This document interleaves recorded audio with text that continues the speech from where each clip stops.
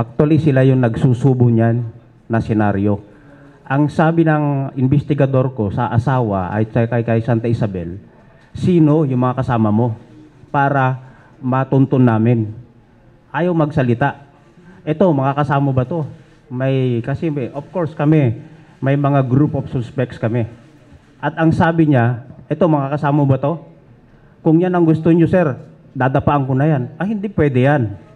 Ganon sila kamarunong. Kami ang isineset up. Hindi kami maglalaro sa laro nila.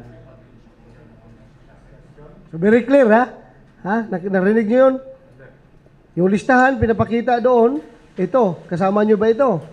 O anong sabi? Siyang nag-offer na dapaan niya? Kung yan ang gusto niyo, sir, dadapaan ko yan. Pwede ba yun? Kita niyo kung paano niya tinitwist yung mga pangyayari. To make us look bad.